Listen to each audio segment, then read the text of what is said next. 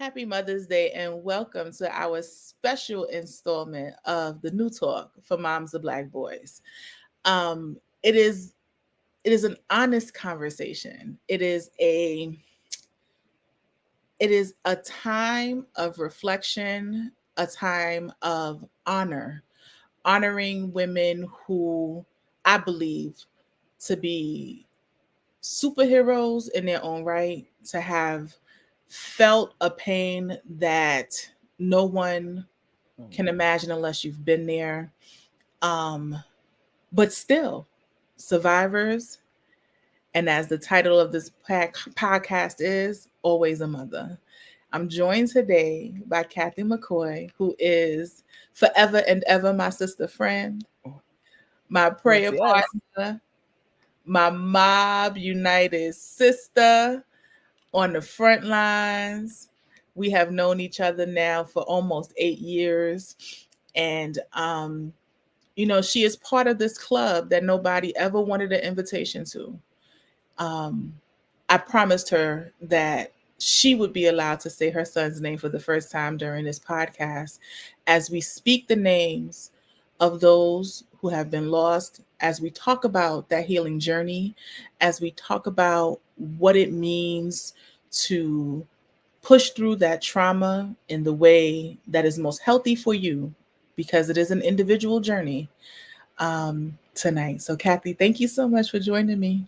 Hey, thank you for having me. It's like it feels like a new birth to be here, and a reminder of like one of the things that held me during my early grief journey. And so I'm just so grateful for Mob, grateful for the work that it does, and grateful to be here with you, sis. Yes, yes. So happy to be here with you. I'm grateful for accepting the acceptance of the invitation. It is not an easy topic. It is not an easy topic to talk about on Mother's Day. Absolutely. But I thought it was important because I know that there are a lot of mothers who are grieving and crying tonight. There are a lot of mothers who are hiding, who don't want to hear the stories and don't want to see the celebrations. And I wanted to pause and take an opportunity to truly celebrate them because they deserve it. You deserve it. Mm, So I want to yes. start out with you telling us a little bit about your son, Angel. My son Angel, Cabrion Kennedy Clark. Let me just say his name. He was born on April 21st, 1993. And I was just a young girl in college who got pregnant, not knowing um, what to do, but knowing that I was capable. Like I remember remembering I was capable to do this. Yeah. And my son, since he came into this world, was someone that lit up a room, someone that no matter who you were when you met him, you knew he was something special just by the way he held himself, the way he carried himself. He would always make you laugh. Like he was someone who would just joke about anything and make you laugh all night long. And one of the things I love to share about him is that he was someone who would feed the homeless, like no matter what state he was in. If we were driving down the street and there were homeless folks outside, he was going to raid my coin little jar in the car, and give it away. And he would also like we would put extra money on his lunch books at school so that he could pay for other folks' lunch. And it just felt like he was an angel in the flesh, like while he was here. And I just honor him today and every day, just for if it wasn't for him, I wouldn't be here. If it wasn't, and I often say this, and I know this can be hard to hear, but if it wasn't for his death, this Kathei that's before you wouldn't be here either. And so I am grateful for him saving me not only once, but twice. Amen. Amen. Saving me once, I can relate to. I can relate to being a young mother. I can relate to being in a situation where having to consider the life of another allowed me to pause on the Yep. reaction of trauma, right? Like my reaction to my trauma, which was pretty self-destructive. I saw a picture of him for the first time yesterday, and he was just beautiful. And we will share pictures, but he was a beautiful soul, beautiful Mhm. smile, just Yeah. a beautiful face. What was it like raising him? What was he like in I knew you was gonna ask that question. You know what? Because it was, I think at the time when I was raising him, I was a single mother. I started off a single mother, Mhm. and I started off really actually wanting to prove my mother wrong, that I was not going to be a statistic, that I was going to raise this boy. I wasn't going to be on welfare. I was going to still, pursue all my goals and dreams and all the things that she thought I interrupted by having a child at 23. Uh-huh.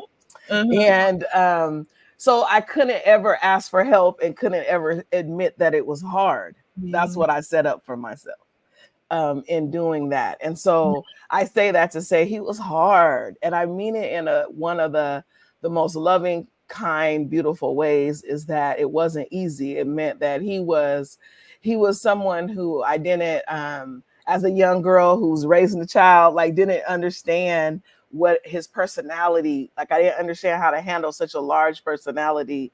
I wanted him to be quiet when I wanted him to be quiet, and I wanted him to do what I wanted him to do when I wanted him to do it, you know? So you saying it was hard raising yourself? Is that what you telling me, sis? Absolutely. Absolutely. He was a freedom. He was a freedom seeker, just like his mama. Like it was, he wanted to have fun. He wanted to live hard. He wanted to enjoy life. I think what I remember the most about him is that he loved life. Like he wasn't afraid. That's the one thing he would say to me all the time is like, "Mom, don't put your fears on me," because I'm always like, how we are raising black boys. I would give them the whole rundown of don't worry about why, this and this and don't do this. He's like, Mom, that's your stuff. That ain't me. I'm out here living. And he just taught me how to have fun. I think he was one that laughed, smiled, told jokes. He was really someone that expressed joy. And at that time of my life, I wasn't in joy at all. And it was, so for me it was, when I say hard, it was like he saw, and he wanted his mama to be happy. He Mhm. wanted his mama to be joyful. He Mhm. wanted me to be at peace. But at a time in my life when I was raising him, I was anything but those three things. How did that how did that translate for you when he passed away? Ooh, wow. One of the things, I think one of the first things that I knew to do when I, like, literally when my son died, like when I got the news, like it seemed like it just came over me. It was like it was my time to heal. Mm. It was my time to live, because I had been suppressing, depressed, all the things, depressed, suppressed, oppressed. I was all those things, thinking that that was how I had to be a good mother, that I Mhm. had to work all the time, be at church all the time, Mhm. be in school, learning more, being that model citizen in person. But inside there was a young girl who wanted a whole nother life, wanted to live and be joyful. And it felt like when my son died, it was like, you're free in this way that was not in, because I was pissed, if I could say that word, like, hell Mhm. no, I ain't free. I want my Mhm. child here. But in that moment there was this idea that I think God was trying to show me, is here is your opportunity to have no more excuse not to live your true authentic self, Mhm. because the excuse had been my son, had been I had to do this to be a good mother, a good parent. And so now I didn't have that excuse. And so I was able to leave the job that I hated Mhm. secretly, walk away from the church that was depleting me and that I was secretly in pain around going every Sunday, but was still, a good church goer. Mhm. And I think that there was an invitation in his death to live, and to live more fully. Mm. What portion of that was regret? for not Ooh, finding your authentic self while ooh, you get to ooh, see. ooh, the regret. Lots of it is regret because like even now I'm close to some of his friends, and Mhm. when they're with me, they're like, God, I wish KB could see this Kathei. And I'm like, we could not have coexisted, this Mhm. Kathei and him. And that makes me regret that he didn't get to see who I am as a woman, as a person, that free, right? This free Kathei, this that he saw that more strict, hard, you know, all about her business mama. And I wish that he got to see this more in touch, grounded, present mother. Yeah. Wow. Lots of regret around that. How do you forgive yourself? Oh, you know how daily when it comes up. And then also, you know what is I realize that, one of the things that really sticks with me is that my son and I, before he died, had these conversations. I was in my early stages of transforming and changing and becoming who I am today. I was in the early phases. And I remember him telling me when I apologized, that's one of the things I apologized to him. And he said to me, he said, you know what? Yes, you did those things. Yes, I remember that. He said, but the choices I'm making now are mine. And there was something in that let me go around like my blame about some of the ways he showed up in the world and some of the things that was happening to him, but also that he knew that even though he didn't get to always see this juicy side of me, he knew her and Mm. he knew she existed, and he felt her. And I felt that I so when I'm in that little regret pattern, I always remember that conversation with him. And then what I also do is that it's why I wrote my book. It's why I coach moms of Black boys, is like really like trying to learn from my mistake, if it was a mistake, right? I just didn't know any better, and really teaching from that place in a really good way is like, how can we be more present with our kids when we're going through our own traumas and dramas? It's at different points in my life I heard, and I was a young mom. I've shared this on the podcast before. I was 16 when I had my first child, and her father was murdered before she was born. And at different segments of my life, I was a different parent to all four of my children. I, Yep. I was not the same Mhm. parent to each one of them. Mhm. But in addition to that, I've had to apologize to each one of them as time went on. And it was one thing that I remember each of them saying to me at different points. Um, they didn't always know which version of me they would get. Mhm. Um, and that came up for me just now as you were talking about just the trauma and the drama, Mhm. and having an ability to heal from that, having an ability to apologize, but having an ability to forgive yourself and know that the humanity of you still exists. Mhm. It's so hard when you are raising children attempting to make them whole when you are not. Oh, oh, oh, mm. It is it is so difficult to be fractured My God. and attempt to mitigate Yes. world on your shoulders, mitigate the world on your children's shoulders, and show up this invincible being That part. when the inside of you is slowly dismantling, and you just feel it. You feel it crumbling, and you feel it Yes. crumbling, and you feel it crumbling. And so your words resonate with me in terms of an ability to grow your light. Yep. Ooh. Don't turn it on, right? You Nope. turn it on because you didn't just turn it off, right? Nope. Trauma Mm. doesn't just turn off your light. Uh-uh. right? It chips Mhm. away at that light. Yes, it Trauma does. systematically and over a period of time continues to dim you, and it takes time to turn that light on. So, what advice do you have to moms who have lost their children as they attempt to turn their light back on? Ooh, ooh, ooh, ooh, ooh. Man, I feel like that was me. So I'm talking to you and me at the same time. I think um one of the first things that I just even felt as you were asking that question is to breathe.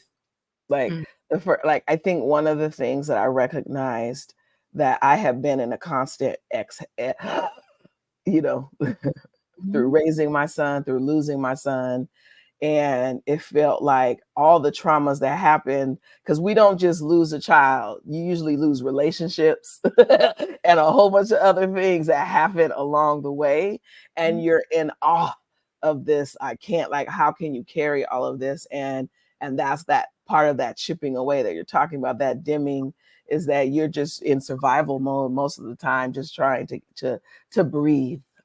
Like, so first, can we breathe? Like, can we, like for me, like, it had to start at something that was, and what I would say to you out there too is, like, the practice has to be a very loving, soft practice at first to really start that work. And I think for me it was stretching and breathing. Like, it mhm, literally, like, I'm not playing, like, breathing, learning how to breathe, learning how to really be present with myself. mhm, And like, that really taught me in the spaces where I was dimming.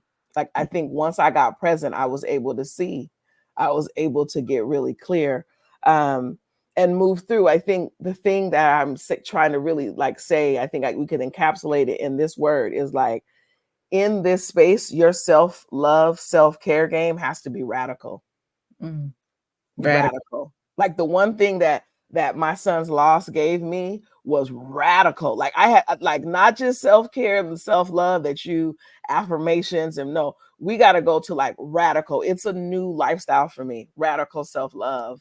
Like, and it looks like, what do I need to care for myself? And I think coming into your own voice is part of how you stop dimming your light. And so, like, getting present and really figuring out that girl that was crying inside, what did she have to say? What does she want? What And I does she think some need? of that is so far beyond this moment. Yep.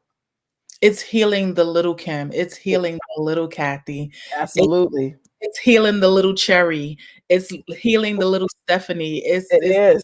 and It you know is.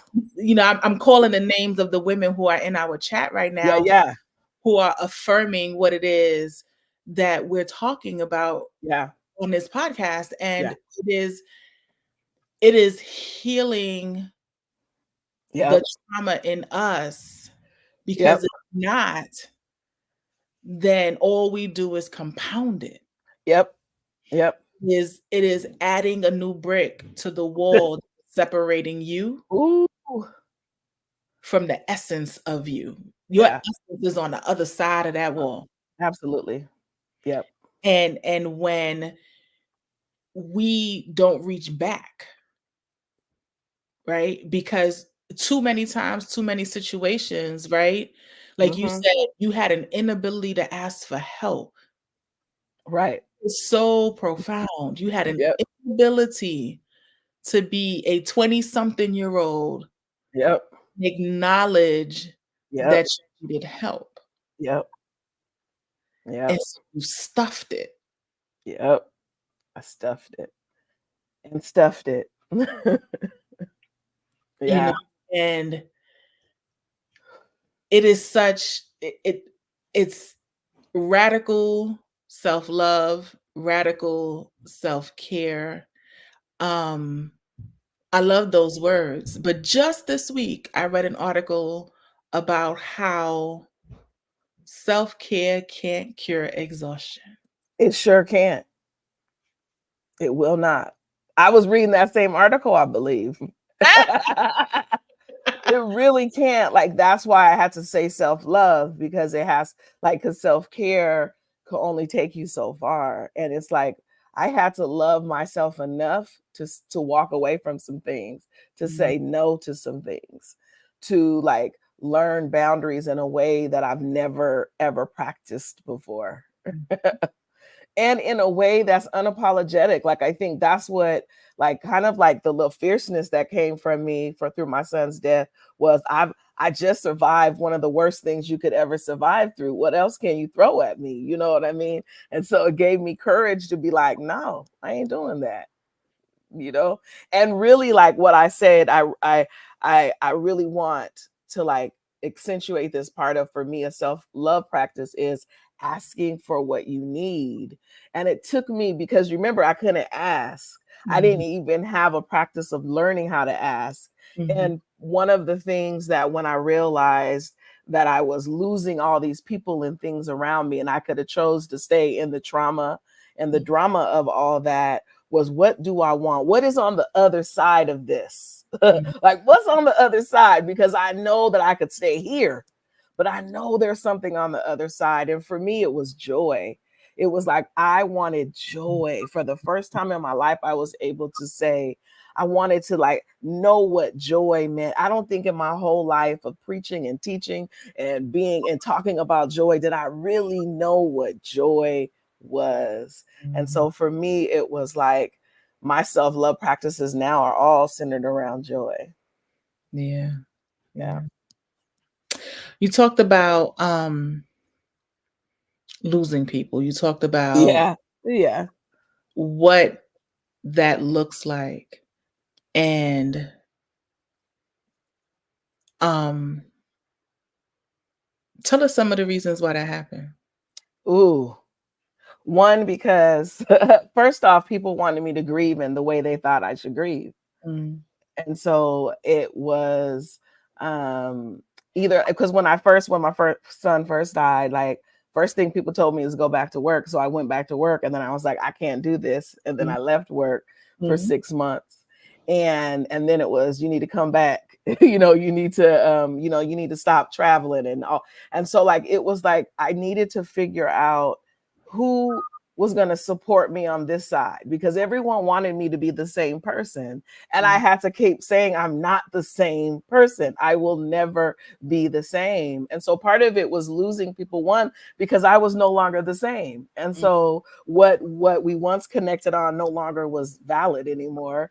But Mhm. there were also people who didn't like my choices on the other side. And so they thought that they had rights to judge me or to steer me in different directions. And I told you, my self love practice was on. My game was tight. And I was like, nah, I need to do these things. And some of it looked like I was losing my mind, that I Mhm. was going crazy, you know. And so it was hard for some of my loved ones and my friends to watch me and support me in the way that I needed them to, and not the way they wanted to.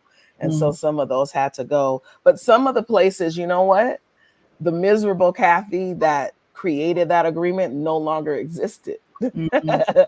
Because in those places where I was no longer, I finally got some boldness to say, you know what, this ain't me no more. This Mhm. isn't what I need anymore. And I'm grateful for my sons for that. Like, that's what I'm thankful. Like, I'm like, thank you that you Mhm. got me out of some places that I probably would have stayed way too long. Because all of a sudden I no longer was like, have this identity on me that I had to be a perfect mother anymore. Mhm. And Mhm. that opened up doors that I never knew even existed. Mhm. Yeah.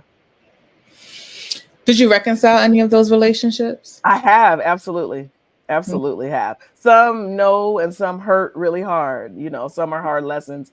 I had a pastor who was doing some counseling with me right after my son died. And what he told me was, he said, Kathei, put a whole bunch of people and things in that casket with your son.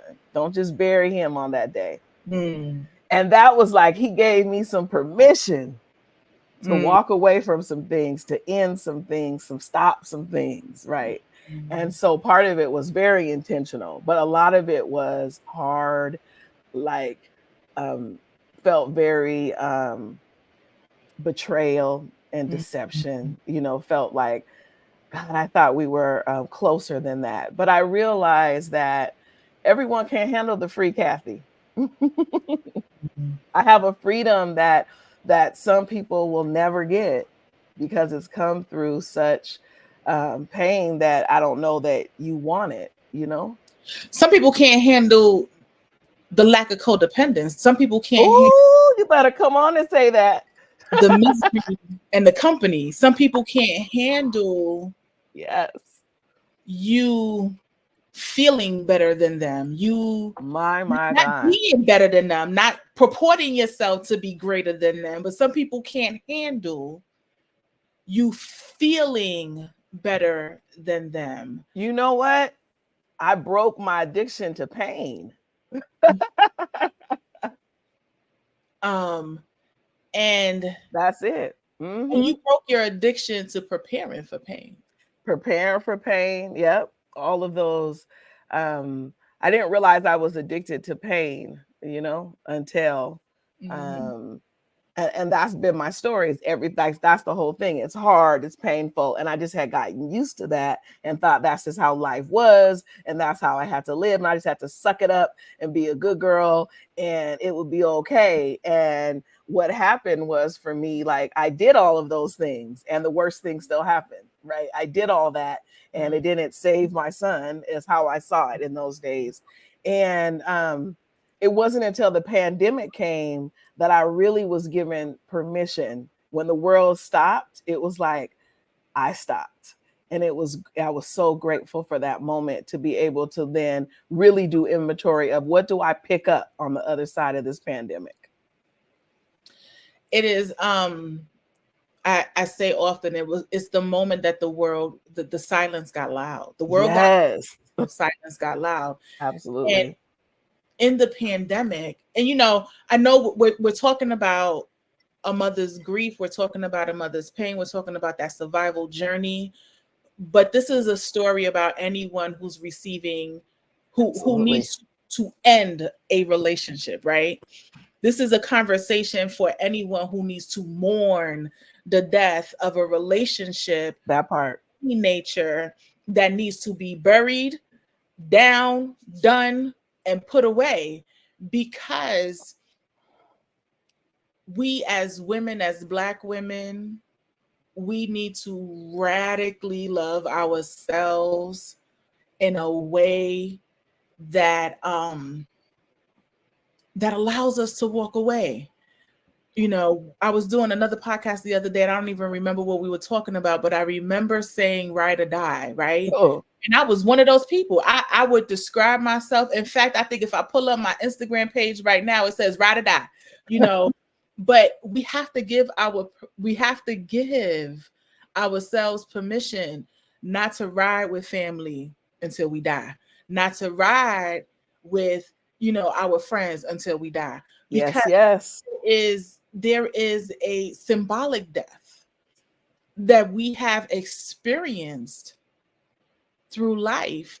And what I hear you saying to me is that you had to be stopped dead Yep. in your tracks Yep. for you to understand not only do you have the right to live, Yes. but you are Yes. supposed to. Yes. Absolutely. Supposed to live. Right. You are supposed to. I want to talk a little bit about your, well, first of all, if you don't mind sharing the Mhm. circumstances of your son's death, and then what that initial and grief journey was like, and as it Yeah. continues. And I say journey because we know it never ends. Yeah. um but I want to talk about that because I think people look at the stages of grief in this linear way, and it's not. It's a smell, Mm. it's a word, it's a food, a taste, it's a sound, and then Oh. you're right back there. So I want you to talk a little bit about how you handle those moments, and the circumstances of your son's Yeah. death. Yeah. Yeah. So March 29th of 2013, it was like just every other Friday, that in those days I used to get my hair done on Fridays. and my husband and I went on a date. And so it was the Friday date night. It was Good Friday. And my son had been in town. He had been living in Portland, which is a couple hours away from Seattle. And so he was home. He was home, and hadn't seen him yet. And I was trying to beg him to go to dinner with me. If you know anything about a 19-year-old boy, you know, you begging Yeah. to go to dinner. And we had made dinner plans earlier that day, and I was excited. It was a sunny day, and I was calling him all day. I was worried for him because it was sunny in Seattle, which, if we know anything about gun violence, you know, in the sun is when, you know, things happen. And so I was really concerned about that. I thought that was why I was so concerned, because there's something had told me something was not right about this day and Mhm. him. And I kept calling him and calling him. I finally got him. We made plans for dinner. And then an hour later, I was under the hair dryer. I got a call that he had been shot.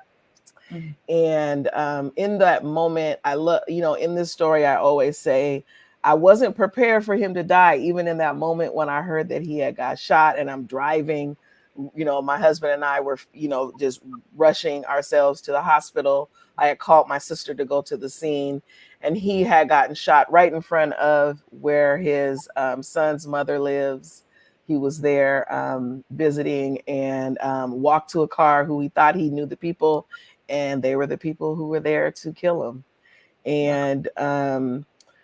And when we got to the hospital, you know, they told us that, I think a lot of us have this story, that we were in that waiting room, waiting and praying and hoping.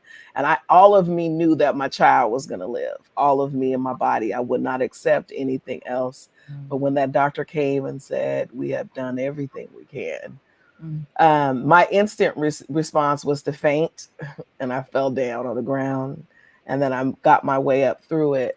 And I think, just based on duty, I knew what to do. You know, I had been a deaconess at church, a minister who had ministered to people in hospitals. I just knew what to do. Um, and in those early days, I think what I thought the best thing to do to cope and to get through it was just to minister, to preach, and to be everything that I always was. Mhm. And then I started a business and thought that was the way to do it. I was really coping through work. I was coping and getting through all of those hard days through serving on those days, if that makes sense. And so the days would come, and I would just be in church, or I would be doing things that put me in a place of giving instead of being fully present. And to what it was, I just thought this was how you made purpose out of pain, right? Like, God, take this pain, I'll just be in purpose. And I just thought that was the way. But a couple years after doing that, my body was like, "Nah, we're not gonna do this. This ain't gonna work." And so I started to really, like, slow down a little. And there were days when those days would come, and I would be numb, and I would just not be able to get up, and I would go into panic attacks, and I would do all the things. Um, and it took me a while. So it's been 11 years now, and I think, as I look back on my journey, I've come a long way.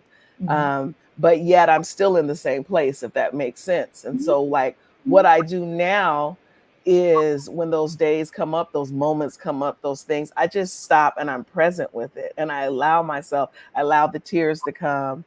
I Mhm. allow the words to come. I don't allow myself to stay in it too long. And I think we start to know when it's too long. And you have lovely people in your life that are like, "Hey, Kathei, you might, want to show up. They kind of, you give them permission. You know who those people are.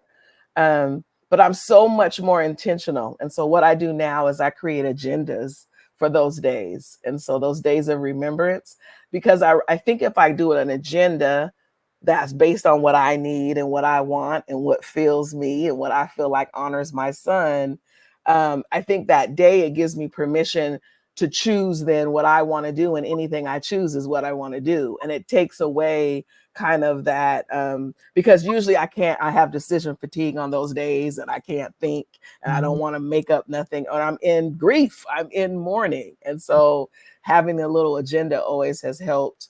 But I also ask people to care for me in ways that I want to be cared for, because Mhm. often people don't know what to say, don't know what to do, or they do things and say things that are inappropriate, and you're like, that didn't help.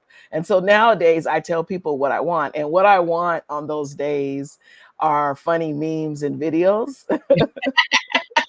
Duly noted. And people think that and it's funny to watch how people react to that. So some people send it to me, but other people can't help but send me other things, and it's really interesting to see how we can't honor the way people want us to show up and care for us, and we just think there's a better way of that we want, or we not, we're not comfortable that Kathei wants to laugh on those days, like, because there's nothing that's going to make me laugh on those days but these little funny, weird videos and stuff that people send me. And it's been a really fun way of practicing asking for what I want, being present and intentional, and building in that joy that sometimes you don't know where you're going to find joy that day. But all the people that love me send me all the craziest stuff. And it just makes me happy for those moments. So yeah, I just, when KB shows up, I talk to him. And so when your baby shows up and you hear the song, you taste the food, and you feel them in the energy, talk to him. I'd be like, hey KB, what's up? What you want? Why are you coming to make me cry? And most of the time they don't want us to be crying, right? They Yeah. want us to be in joy. And so remember him, remember them, say their name, play their music, eat their food. I do all of those things. And it's just a journey. Like, give yourself permission. Like, I love like giving myself permission not to know what to do. That part, I say there's a couple of things that you said that I share a lot with our audiences. When you get up, ask yourself how you feel. Right. And then Right. ask yourself what you need. What do And I want? then, Right. yeah, and ask yourself who can help you with it. And then reach out to the person or the thing or the what or the whatever. Absolutely. Hmm. And sometimes it's giving yourself permission not to shower that day. Come on now. It's sometimes giving yourself permission to eat chips all day Yes. or cake. And I'm a yes. cake chick. Let me tell you, I have walked into.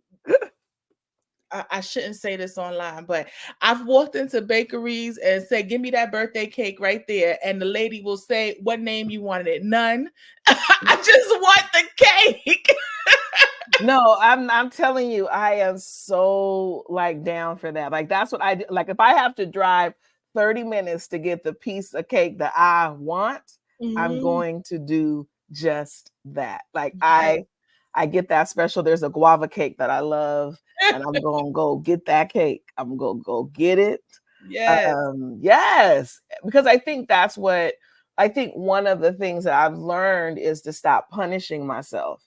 Like, one of the things I say to a lot of mamas that I support who have lost children is, wasn't the death enough?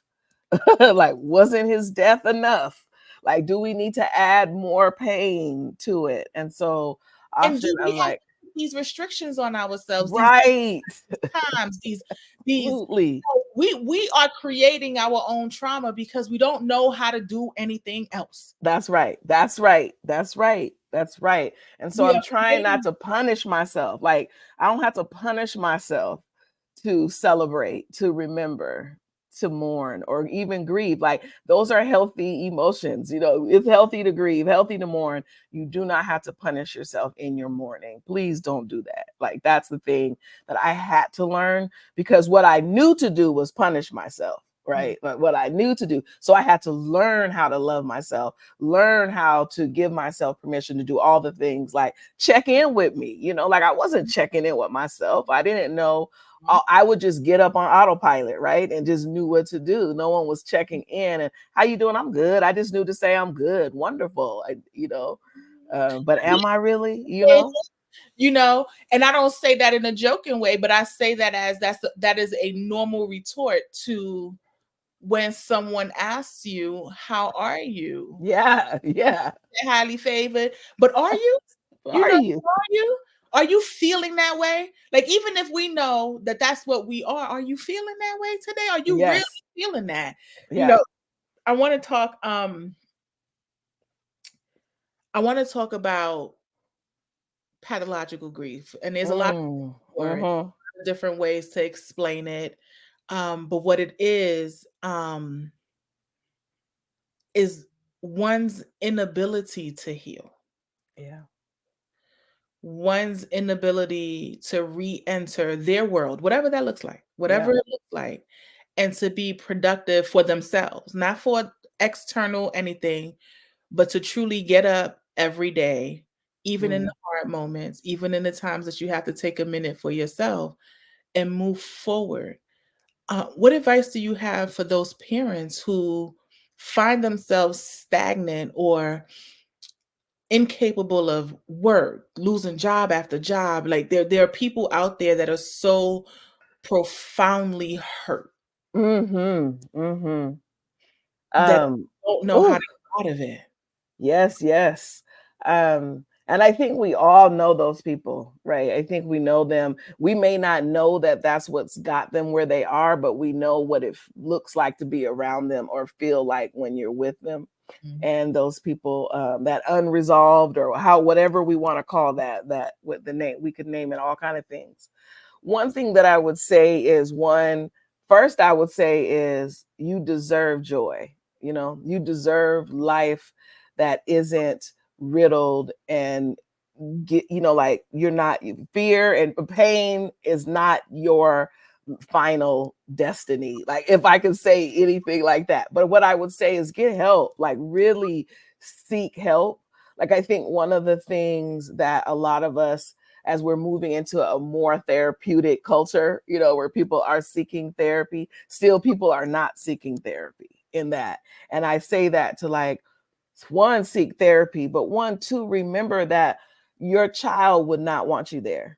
Mm, Like if you love your child so much that the loss has got you so debilitated, could you consider seeing it from their perspective then and recognizing that they would want you to live? They would not want you in this condition. Um, and that like you can move through it. I have been in that place where I thought I would never be where I'm at today. Like you could have never told me on March 30th of 2013 that I would be able to talk and function and live today. I thought that it was like in for Kathei, right. right? And so um like find, like I say this often to some of us, like because I've been in those places where you can't find your own strength to move through it, is Mhm. find someone you believe in, who believes in you, that you believe in, that you could trust them when they say it's time to move, it's time to get up. And I have those people in my life that I believe in them. And so when they tell me, Kathei, it's time to move from this place, I trust them enough, even though I don't trust myself, even though I don't trust that I can do it. I trust them enough. And find some of them people in your life. So that, because I think that's often what we need, is someone to walk with us through it, because it's going to be the valley of the shadow of death. Yeah. Absolutely. Mm, But you could get through. Like sometimes I don't want to be the hope dealer, but the hope dealer in me says, and I can say it because I've lived through what you're going through, is that there is another side. And I've been in the tunnel where all you saw is the darkness, but I mm, promise you there's light. I promise you there's some light. I promise you. And it's just like, those are the people I want to come see and grab sometimes too, mm. because I get it. And I feel like I have the ability to say something because they trust that I know, because I buried a child like they have. Right. But Yeah. girl, I don't know. Like it feels tough. Yeah. Yeah. Absolutely. And it's especially when it's your only child. Right. Because I A child- know, Losing any child is but God you're awful. only, it's god awful. But yeah. But Um, you're punishing yourself. mm, It is punishment. Yeah. yeah. Um, Hmm. we want to hope where we can save our children, right? Yep. From anything. Absolutely. From Anything. anything. From anything. Yeah. But I had to recognize, what God said to me when I was in that space of where I couldn't move and I wanted to give up on everything. And God said, but how about this was about me and him? It had nothing to do with you. Mm, Mm, mm, How about me and him had our own thing? Like, you was a conduit. mm, So, but that's, everyone can't hear that. And I get that that's like, there's certain things at certain levels of your journey you're ready to hear, mm, and I wouldn't want to say that to anybody who's not ready to hear that, but it really is like, our sons were always to come through us, mm. through us, through Yeah. us. And so we give them back to God when once they're here. They're not ours, really. Mhm. And so it's something I have to continue to struggle with. Yeah. Yeah. Um, it is a great place to talk about forgiveness. Oh Forgive yeah. that. We talked about forgiving yourself, but forgiving God, forgiving the assailant, forgiving all of the things you didn't say, all of the things you did say. What has your forgiveness journey been like? Ooh, ooh, ooh. When I first, it's interesting. I never thought of the assailants, believe it or not, after it happened. It wasn't one of the first things I thought of. It wasn't the second or third. Yes, I spoke to the police in the hospital, but I wasn't wondering who did it or why. It felt like that was so far from my brain at the time. Um, it wasn't until the first or second anniversary where I recognized the police hadn't called me. I hadn't gotten any updates or nothing, that I started to wonder a little bit. Okay. But then I was interested into I was it was I was introduced to restorative justice work, and I do restorative justice circles now, and that work really helped me understand where I was around the assailants. And I probably have a stance that's not maybe like a lot of others, but I do not believe that our current carceral system um can help. Like, what I wanted is, I wanted to know, I want accountability. So I really, accountability looks like for me is them talking to me and talking me through what my son might have done, that you thought you had no other way out but to use a gun, to solve your issue with him. And then secondly, like, my other a way of accountability is, I want them to get the help that they need, so that whatever it is, if they need to get out of a gang, if they need to get into a job, but whatever it is that they need, I want them Mhm. to come back to the community and be an upstanding, individual. I don't believe that um, what's offered now offers that. I don't think that the system that we have now offers Are they that for us. currently incarcerated? Yeah, yeah. Like a real rehabilitation, a real healing, a real transformation, a real Mhm, chance for change in their lives, so that they can come back and like, I work with individuals now who have killed folks. mhm, And I sit in this work as a survivor, and they sit on the other side as someone who has caused harm. mhm, And as I sit with them and I watch how they have changed their lives for the better through prison systems, through mhm, some of the work that I do, that we have done in the prison, and seeing how they have come out and been accountable for that work. So it's mhm, not that they forget what they've done. It's not that they take away the pain of what they've caused in the lives of people that they've taken from a community member, that they took from society. But mhm. also, what does it look like to be fully accountable? And I think that's what I would want for these individuals that took my son's life, is to be fully accountable to themselves as a human, like, that you took another human's life, and what does that look like? um but as for forgiveness, I think that I have been on a journey of forgiving myself. I've been on a journey of forgiving God. I think I didn't realize how mad I was at God until later, and how, why that looked that way. And I think it's been, I still question God sometimes, like, did that have to be the thing that had to happen so that I could be this, a different version of myself? Mhm. And I realized that the young men and women who were involved in my son's death, I don't believe that they're living fruitful lives now. And so I'd look at all the lives that were impacted by one decision. And I think I like forgiveness, yeah, I don't know, it's coming, what you know. I like what you said about accountability, and I'm gonna say the reason why I like what you said is because those people, in all likelihood, whoever they were, the young men and Yeah, women, will transfer their DNA. yep, absolutely. Transfer their DNA, they will transfer their way, they will transfer their thinking. If they were young enough, they will come home and still have children. They will be responsible for another life. Yep, And how do we truly change outcomes absolutely. beyond the penalty? Yep, Which I think we all agree there's a penalty that is deserving, right? yep, We agree to, absolutely. we agree to that. Yep, Um, but if we want to change the cycle, yes. what does that look like? What does that look like? And that's what I'm interested in, Yeah. changing the cycle. Like, and that's, so that's what I'm, and I think forgiveness for me, looks um, like one, I think I think what I think about forgiveness for myself as a parent, as a mom, for anyone listening who like is literally struggling with that, is really letting myself off the hook.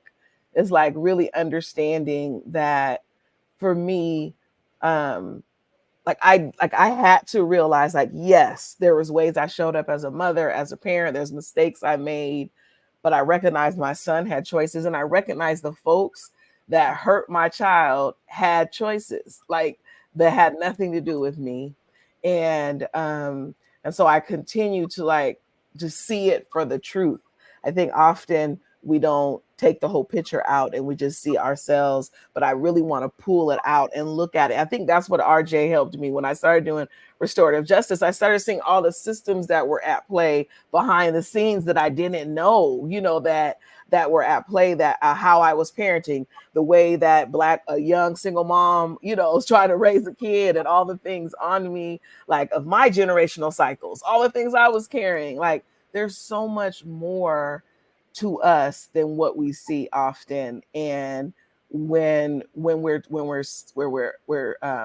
like stuck with this idea of, can I forgive myself, often it's usually like, for what, like, do I need, like, for me, like, what I forgive myself for, in that I forgive myself for the many, many years that I blamed myself. Like, that's the kind of forgiveness work I'm doing now, right? Is forgiving myself for all the times that I thought it was my fault, that I Yeah. thought that, where those are the things that I'm learning, because I was harder on myself than anyone could ever be, believe Right. it or not. Right. Yeah. As we continue this conversation, we're going to move on, and I'm going to ask Kathei. She's alluded to it several times, and I want her to talk about the work that she's done. But before we do so, um, before we end this call, I have several names that have been submitted of sun angels who have been lost in one way or another, and we will be speaking those names. But if you have not had an opportunity to submit your child's name to us, I would like to give you an opportunity to just type their name in the chat. Please do. And if you want to share a picture, and if you're watching this now or later, it's never too late. Please share your sun angel's name and photograph with us. We would love to love on you through them. Um, Restorative justice. You've been talking a little bit about it. The work that Mm-hmm. you do. Tell us more. Yeah, so I was blessed to be part of a survivors advisory board for an organization called Collective Justice around 6 years ago. And they were doing restorative justice circles in prisons. And they were really bringing this HEAL curriculum into the prisons, and really of just an alternate way, like really like bringing accountability in a different way than punishment. And part of that work, I started to heal in a different way, because I started to really see systems, where I talked about systems that were at play, not only with my son when he entered into the different systems that I asked for help, that I came into, and all those different places. But so currently now I am a healing justice coach for them, and I support circle facilitators. I did circle work for a couple of years and led circles for Black and Brown women who have been impacted by gun violence. Mhm. And it's been really rewarding work, really good to see that people's response to harm is healing. And like, really, our work really looks at harm from both sides, and really like, how can we impact what we were talking about, really make change in our community about holding all of us accountable to this bigger work without punishment. So I've been doing that. I also am the director of people and culture of an organization called Rise, Resilient and Sustaining Empowerment, which acts as a healing sanctuary for children and families who have lost a parent to gun violence. And so I am definitely in this work. I also still have my private coaching business, who I coach mothers of Black boys. And so like, I am really close to this work, but I arrange how I kind of arrange myself in this work as a healer, and really from a healing lens of like, I want to respond to harm by healing not only individuals but communities. And so I feel really honored and privileged to be doing this work in honor of my son, Cabrion Clark. Amen. Amen. So we're almost out of time, but I started this conversation by saying that Kathei has been around for almost 8 years, Yeah, yeah. the friend, and and way back when, pre-pandemic, right? pre it, pre-pandemic. it feels so far away now. When we were Yes. we was tired of this pandemic stuff, but we had an initiative called United in Prayer, Yes. and I am happy to announce that we are reviving that. Yay. It is it is non-denominational, all faiths, where we will be praying weekly and covering our boys, covering our moms, covering our families, covering our systems, covering our democratic process, covering it all, because whether we agree or disagree, we are here, right? And we have chosen Absolutely. to bring our sunshines into this world. And one thing that I always say about Mob United is we are proactive instead of reactive. Mm. And we are that because um we don't want to be part of the club, right? I want to support my sister friend, and I want to love on you and hug on you, but I don't envy you. No, And no. so, this is an opportunity to continuously stand in the gap, to be covered. And so Kathei is one of our leaders for that. And following the speaking of the names of the young men that have been submitted, we will close out this call with prayer, a special prayer from Kathei, and tune in weekly as we begin United in Prayer again. Before I begin, as you have poured out yourself in this call, have as you continue to pour out yourself in the community, please know that I and we are praying for you, for your replenishment, for your continued journey, for your strength, for your love, that you always remember who you are, and that you are always a mother, and that you are always a survivor, and you always have a choice, and that we love you.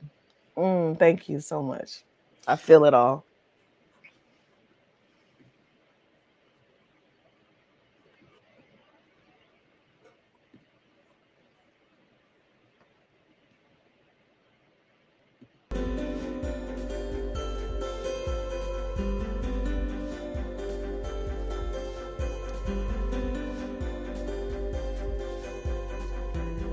Joseph Alexander Osborne III,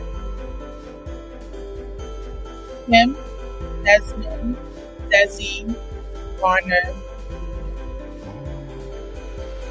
Jalen Jetter,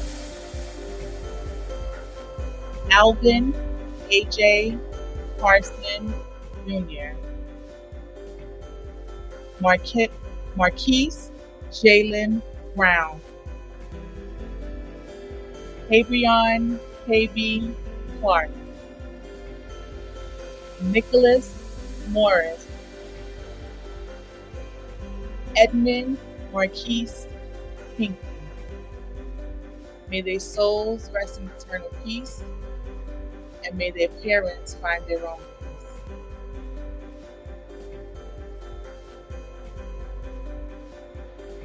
God, we thank you for this opportunity to celebrate mothers.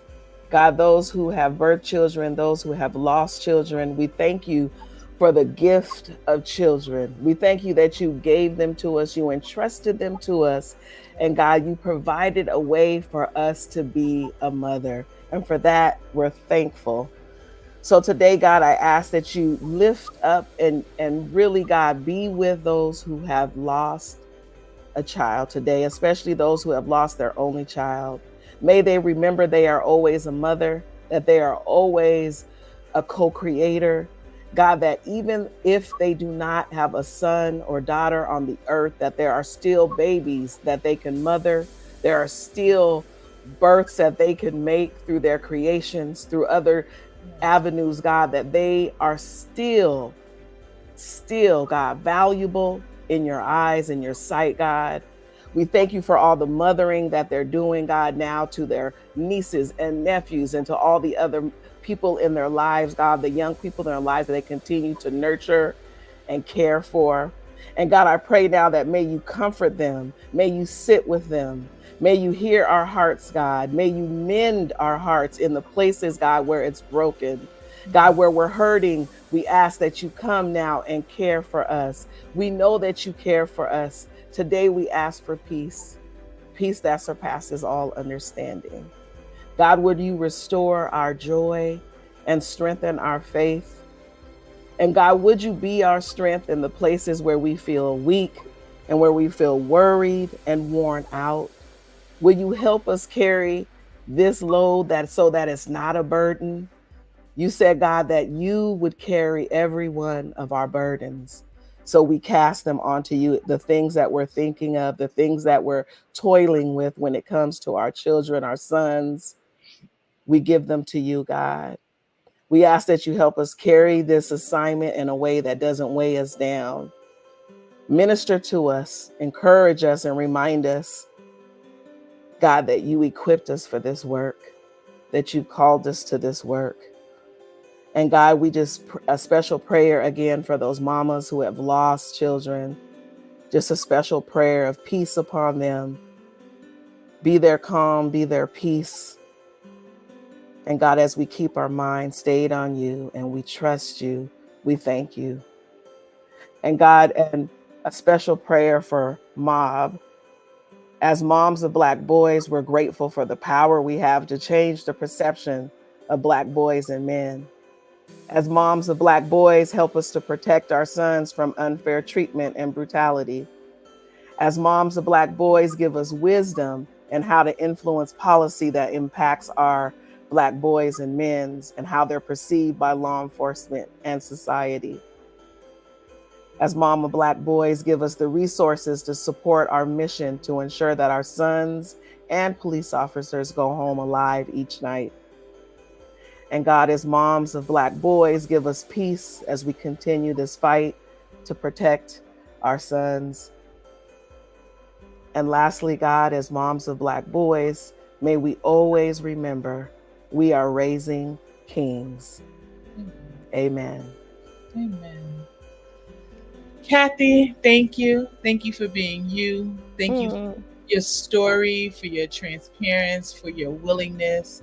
Just thank you for it all, for who you are. And I'm so grateful that you were reminded of your power. Thank you. Thank you. Thank you. And join us next week for our next podcast. We appreciate you all.